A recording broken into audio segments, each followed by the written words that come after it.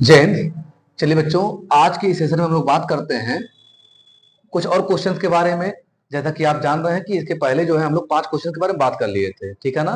तो अगर आप वो प्रीवियस वीडियो नहीं देखे हैं तो उससे पहले आप एक बार देख लीजिए, क्योंकि उसमें हम लोग बहुत ही इंपॉर्टेंट क्वेश्चन के बारे में डिस्कस किए थे, ठीक है ना। तो ये जो है आपका फिर उसका सेकंड पार्ट है, और उस पहले पार्ट का लिंक आपको इसके डिस्क्रिप्शन बॉक्स में मिल जाएगा, वहां से आप देख लीजिएगा।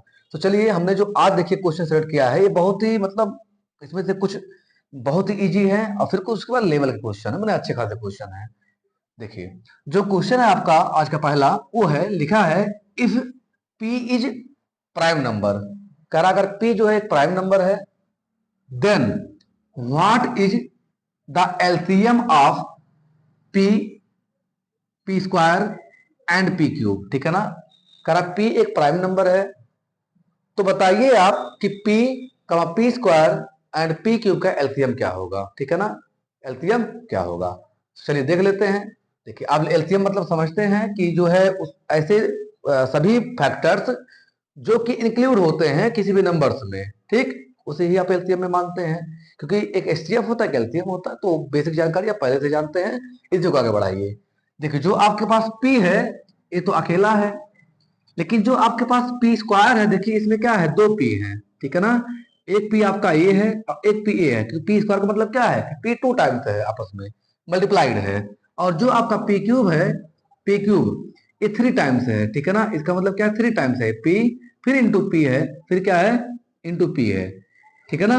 p इंटू p यहाँ पे 3 टाइम्स है और यहाँ पे 2 टाइम्स है, और यहाँ पे अकेला है।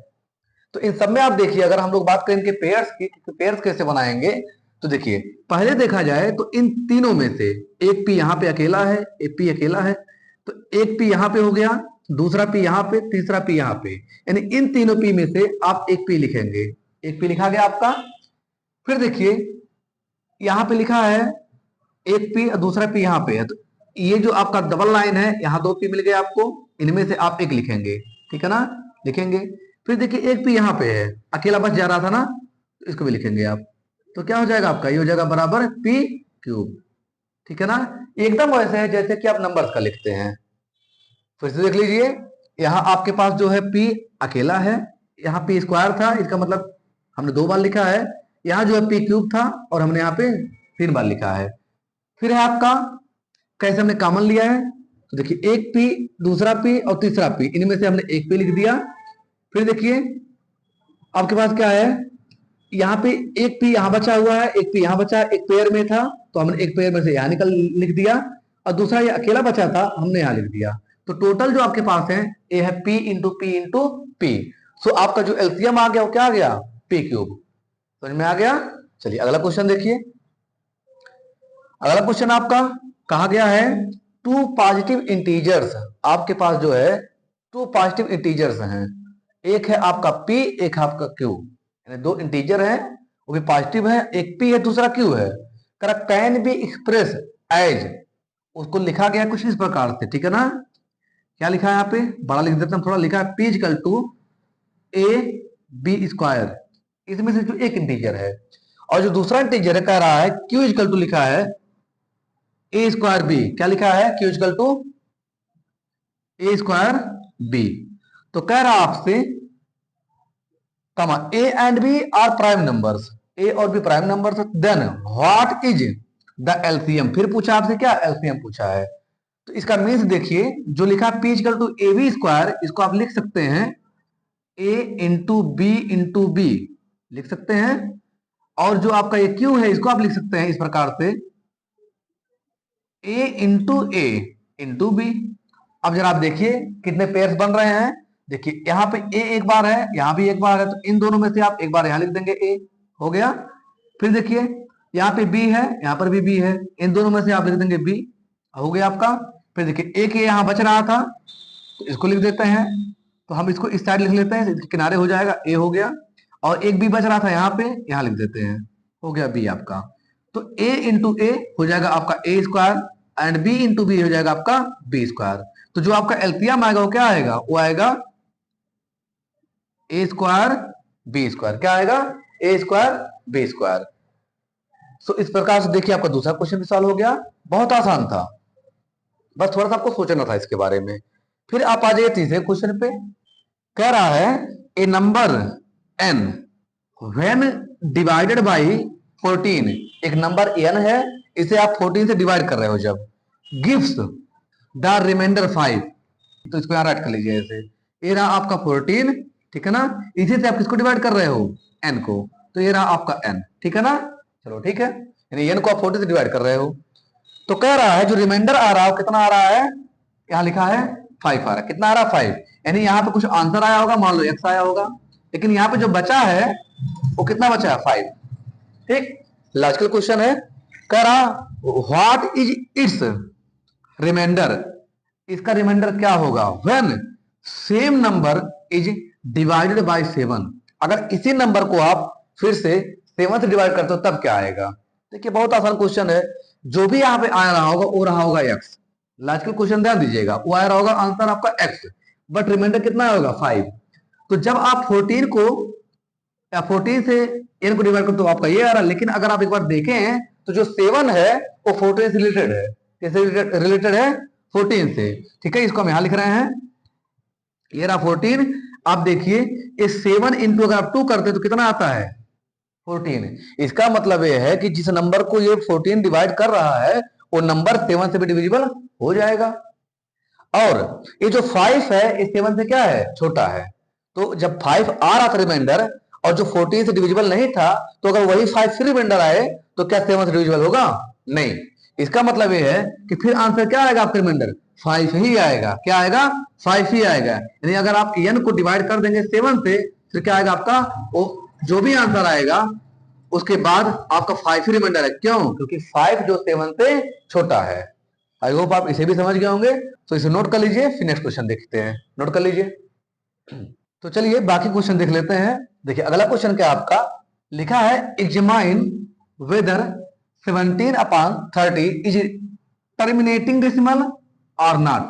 क्या कहा गया है कि जो 17/30 है ये टर्मिनेटिंग है कि नहीं है, तो ये आपको चेक करना है। तो देखिए इसका आप सोल्यूशन लीजिए, कैसे आप सॉल्व करेंगे।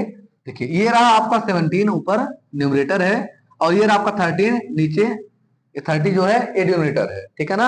यानी आपको 17 को किससे डिवाइड करना है, 30 से। यहाँ पे आप दिमाग लगाइए, ऐसे डायरेक्टली आप चाहे तो इसको सॉल्व कर ही सकते हैं, लेकिन चाहे तो अपना समय बचा सकते हैं। तो चलिए हम समय बचा लेते हैं। समय क्या बचाना है, आप इस 30 को ना फैक्टर्स के फॉर्म में लिख दीजिए। 30 को कैसे लिख दीजिए, फैक्टर्स के फॉर्म में। देखिए जो 30 है आपका, इसको आप लिख सकते हैं 2 इंटू 3 इंटू 5। क्यों, क्योंकि 2 3 होगा 6 और 6 5 जो होगा 30, ठीक है ना। मीन्स ये हो गया आपका 70 अपान हो गया 2 इंटू 3 इंटू 5। यहां से देखिए फायदा क्या मिला आपको, अगर इस 17 को आप इनमें से जब डिवाइड करेंगे किसी भी नंबर से, अगर डिविजिबल नहीं होगा, इसका मतलब डिविजिबल नहीं होगा। और यहां देखिए आपको साफ साफ दिख रहा है कि जो 17 है ये 3 से कभी डिविजिबल नहीं होता है, ठीक है ना। आप ट्राई करिए, देखिए हम देख लेते हैं। यहाँ पे ये है 17 आपका, ये जो है अगर आप 3 से डिवाइड करें तो इसको आप ऐसे लिखेंगे। तो देखिए 3 5 जो 15 होगा एक बार, ठीक है ना, ये 15 आएगा आपका आंसर। बट क्या बचेगा, यहाँ पे बचेगा आपका 2। कितना बचेगा, 2। फिर आप जब डेसिमल यूज करेंगे तो यहाँ लगाएंगे डेसिमल, यहाँ हो जाएगा 0। फिर 3 6 जा हो जाएगा आपका 18, ठीक है ना। फिर देखिए क्या बच गया, फिर 2 बचा, फिर 0, फिर 3 6 जा 18, और बार बार देखिए आपका 2 आता जा रहा है, बार बार क्या, और 2 आता जा रहा है। तो बताइए जब ये 3 से डिविजिबल नहीं होगा, और 3 क्या है, इसी का फैक्टर है 30 का, और 30 क्या है, इसका डिनोमिनेटर है। तो इसका मतलब ये जब इससे डिविजिबल नहीं हो रहा है तो पूरा ये डिविजिबल नहीं होगा। दैट मीन्स ये क्या है, ये आपका टर्मिनेटिंग है, नहीं, ये आपका नॉन टर्मिनेटिंग। कैसा है, नॉन टर्मिनेटिंग। ये नहीं कट नहीं सकता, ठीक है ना, ये कट नहीं सकता। ऐसे कोई भी क्वेश्चंस अगर आपसे पूछे जाते हैं तो आप ये छोटा सा लॉजिक लगा के सॉल्व कर सकते हैं। तो चलिए इसी प्रकार से अगला क्वेश्चन देख लेते हैं। अगला क्वेश्चन है आपका, without actually performing the long division method, ठीक है ना, यानी आपको लॉन्ग डिवीजन मेथड यूज ही नहीं करना है। फाइंड इफ 987 डिवाइड्स बाय 10,500 करा विल हैव टर्मिनेटिंग और नॉन टर्मिनेटिंग, ठीक है ना, रिपीटिंग डेसिमल्स। आपसे कहा गया है कि अगर आप 987 को डिवाइड करते हैं 10,500 से, ठीक है, तो क्या ये जो है टर्मिनेटिंग होगा या नॉन टर्मिनेटिंग रिपीटिंग होगा, कैसा होगा? देखिए ऐसे क्वेश्चन अक्सर बहुत पूछते हैं, ठीक है ना, ऐसे क्वेश्चन क्या होते हैं अक्सर बहुत पूछते हैं। तो इसे आपको सॉल्व करना है, इसके पीछे लॉजिक देखिए क्या करना है आपको, कैसे सॉल्व करना है। देखिए अगर आप इसको कट करें 21 से, किसको 21 से, तो ये आएगा आपका 47, और इसे कट करें 21 से तो आएगा आपका कितना 500, ठीक, कितना आएगा 500। आप ट्राई कर लीजिएगा, हमने पहले ट्राई कर लिया है इसलिए हमको याद है। फिर देखिए आगे, अगर इसे आप देखें तो जो 500 है इसको आप ऐसे भी लिख सकते हैं, 500 को कैसे, 2 इंटू 2, 2 या 4 इंटू 5, ठीक है ना, 20, फिर इंटू 5, 100, फिर इंटू 5, 500, यानी इसको आप जो है इस प्रकार से लिख सकते हैं, ठीक है ना, लिख सकते हैं। अब देखिए इसका मतलब क्या है, इसका मतलब 500 का फैक्टर बन जा रहा है, और जब डिनोमिनेटर का फैक्टर बन जाता है तो क्या हो जाता है, वो टर्मिनेटिंग हो जाता है। इसका मतलब क्या होगा, ये आपका टर्मिनेटिंग, क्या होगा, टर्मिनेटिंग होगा, ठीक है ना, ये क्या होगा, टर्मिनेटिंग होगा। समझ में आ गया? सो इसे आप नोट कर लीजिए। देन लोग मिलते हैं ऐसे ही फिर और भी क्वेश्चन के साथ, तब तक के लिए धन्यवाद, जय हिंद।